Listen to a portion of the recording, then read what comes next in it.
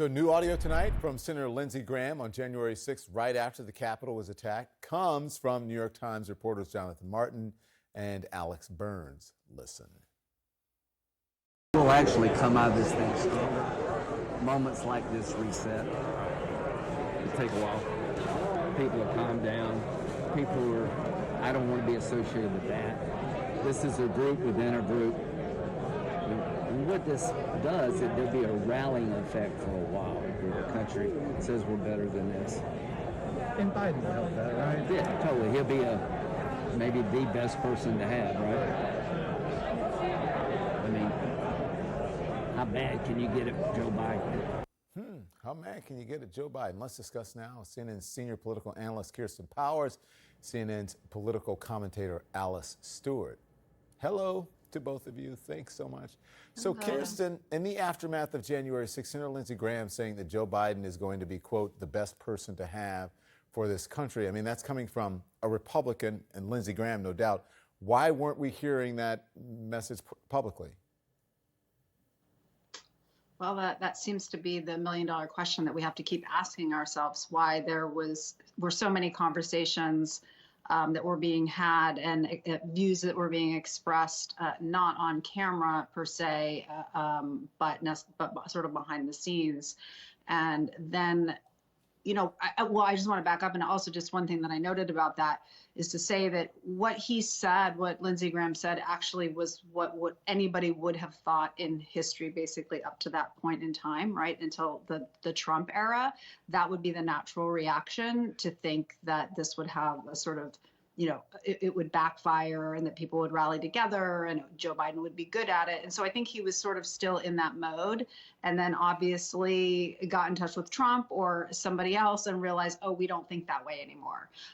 So that I'm going to have to override my conscience and my common sense, and I'm going to have to now completely change my story and act like the Democrats are insane for thinking that something horrible happened on January 6th. Alice, here's more now from Senator Graham talking about Donald Trump at that rally on January 6th.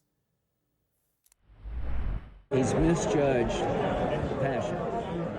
He plays the TV game, and he went too far here. That rally didn't help. Talk about, primarying us, and he created a sense of revenge. That sense of revenge Lindsey Graham is talking about, isn't that still a big part of the GOP playbook with Trump at the helm and who he's endorsing? With some people, Don, clearly what we're seeing with each new audio tape, that Jonathan Martin and Alexander Burns are sort of the congressional confessional with members, as they say what they truly feel with them, yet when they come out in public, there's a different slant to it. And I tend to really agree with a lot of what Lindsey Graham said privately at the very beginning. He should not have wanted to be associated with this. This is not reflective of the GOP. Donald Trump misread the people, and this was not a good thing for the Republican Party. It's not a good thing for our country.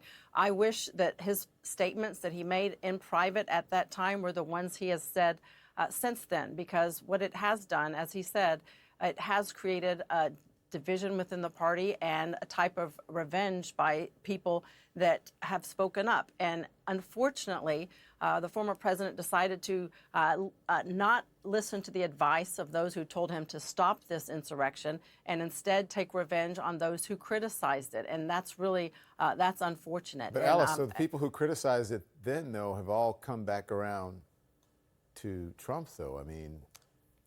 Exactly, and that's unfortunate. I disagree with that, Don. I've said on this show a million times, I believe we had a free and fair election. I don't think that Donald Trump was a duly elected president, and I have criticized the insurrection from the very beginning.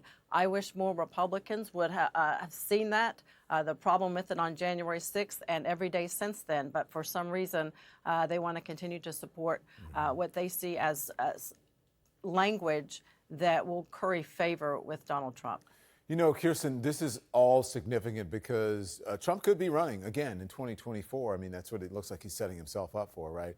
I want you to take a listen to what CNN's David Gergen on that said about that potential race between Trump and Biden. Here it is. The very idea that in 2024 we may have two men running against each other, Biden and Trump, who would both be in their 80s if elected, that too is enough to say, well, what are we doing here? You shouldn't be 80 years old running the country. Does he have a point? I don't really agree with him. And I know, David's 80, and I think he's very smart and very on top of things, despite the fact that he claims he's slowing down. I've yet to really notice that.